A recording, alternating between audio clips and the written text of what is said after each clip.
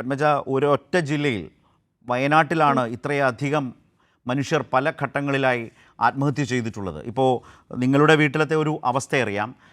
N വിജയൻ്റെ അച്ഛൻ്റെ മരണം, സഹോദരൻ്റെ മരണം, ഇതെല്ലാം അവിടെ അങ്ങനെ സംഭവിച്ചു നിൽക്കുമ്പോൾ ഏറ്റവും ഒടുവിൽ വന്ന ഈ മരണം ഒരു ഗ്രാമപഞ്ചായത്ത് അംഗത്തിൻ്റേതാണ്, ജോസ് നെല്ലേടം. അപ്പോഴും കോൺഗ്രസ് നേതൃത്വം പറയുന്നത് നടപടിയെടുക്കും എന്നാണ്.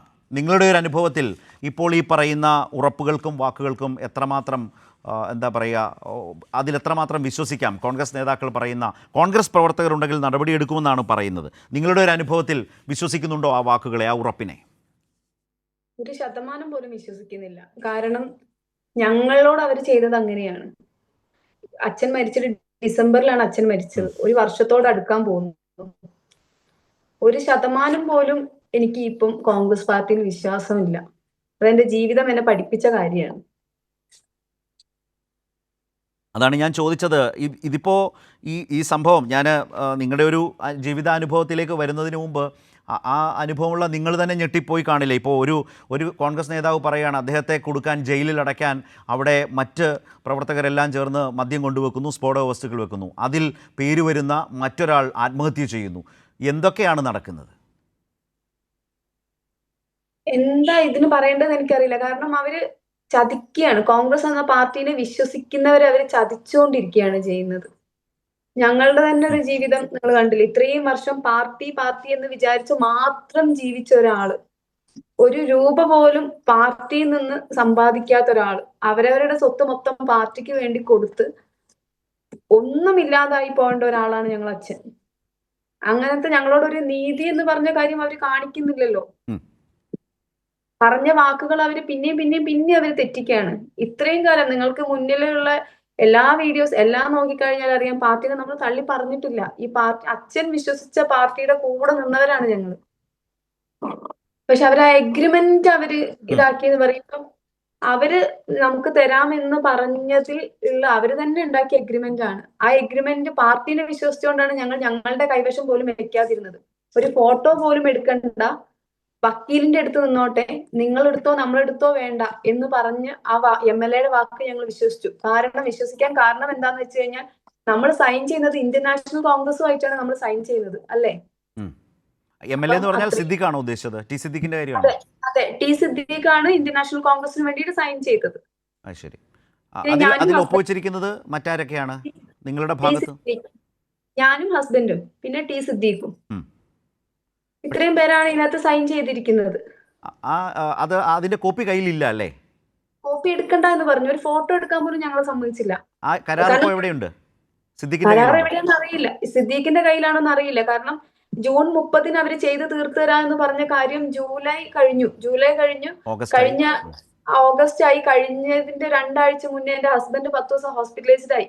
10 ദിവസം കിടന്ന് അന്നും സിദ്ദീഖുമായിട്ട് നമ്മൾ കോണ്ടാക്ട് ചെയ്തുകൊണ്ട് ഇരിക്കുന്നുണ്ടായിരുന്നു. കാരണം ആൾക്ക് ഇന്ന് വയ്യാത്തതിന്റെ മെയിൻ കാരണം എന്ന് പറഞ്ഞു കഴിഞ്ഞാൽ, ആൾക്ക് ഏറ്റിരിക്കുന്ന മെന്റൽ ഡിപ്രഷനാണ്.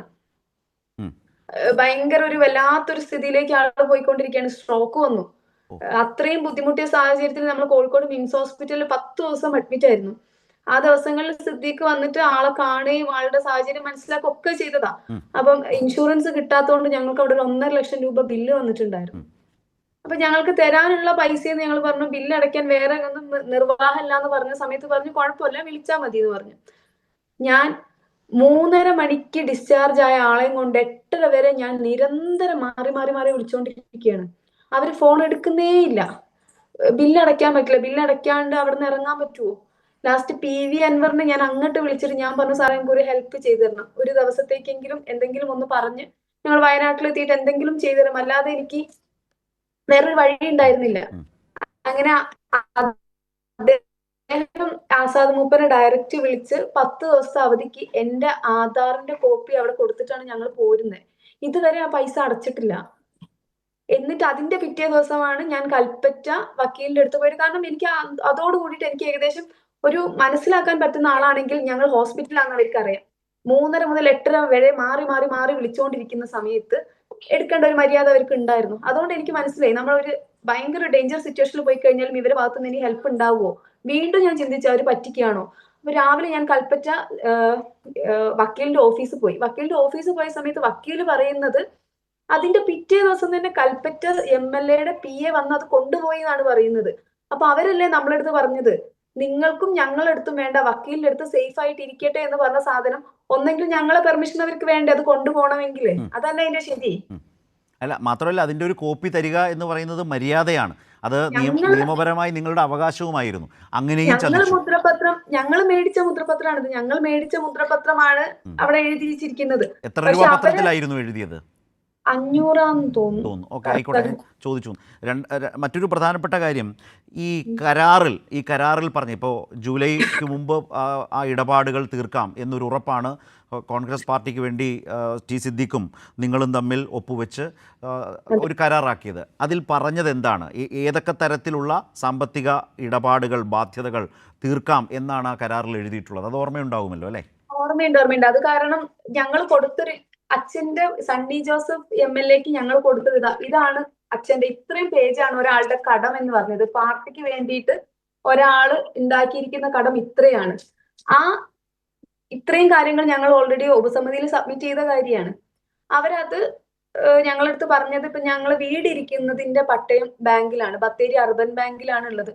അച്ഛന്റെ കത്തിൽ വ്യക്തമായിട്ട് എഴുതിയിട്ടുണ്ട് അർബൻ ബാങ്ക് നിയമനത്തിന് വേണ്ടിയിട്ട് ഉദ്യോഗാർത്ഥികളിൽ നിന്ന് മേടിച്ച പൈസ ആ സമയത്ത് BJP ഭരണത്തിൽ വന്നത് കൊണ്ട് എനിക്ക് എന്റെ വസ്തു പണയപ്പെടുത്തി കൊടുക്കാൻ വേണ്ടിയിട്ട് IC എന്നോട് പറഞ്ഞു. അതിനനുസരിച്ച് ഞാൻ എന്റെ വീടും പണയപ്പെടുത്തിയിട്ടാണ് അവർക്ക് പൈസ കൊടുത്തിരിക്കുന്നത്. ഇന്ന് എന്റെ വീട് ജപ്തിയുടെ വക്കിലാണ്, എന്റെ മക്കളെയെങ്കിലും രക്ഷിക്കണം എന്ന് അച്ഛന്റെ കത്തിൽ എഴുതി വെച്ചിട്ടുണ്ട്. അപ്പൊ അവര് പറഞ്ഞത് വിജയേട്ടന്റെ ആ കടം ഞങ്ങൾ തീർത്തു തരുന്നു പറഞ്ഞു. അതായത് ഞങ്ങൾ വീടിരിക്കുന്നത് അത് ഇന്ന് 60 ലക്ഷം രൂപയായിട്ടാണ് അർബൻ ബാങ്കിൽ ഇരിക്കുന്നത്. ആ വീടും എടുത്തു തരാന്ന് പറഞ്ഞ കാര്യം അവർ എടുത്തു തരുന്നില്ല. ഘട്ടം ഘട്ടമായിട്ട് അവർക്ക് എടുത്തു തരാൻ പറ്റുള്ളൂ എന്ന് അവർ പറയുന്നത്. ഘട്ടം എന്ന് പറഞ്ഞാൽ അവർ ഈ ഘട്ടം എത്ര കാലമാണ് അവർ ഉദ്ദേശിക്കുന്നത് എനിക്ക് മനസ്സിലാവുന്നില്ല.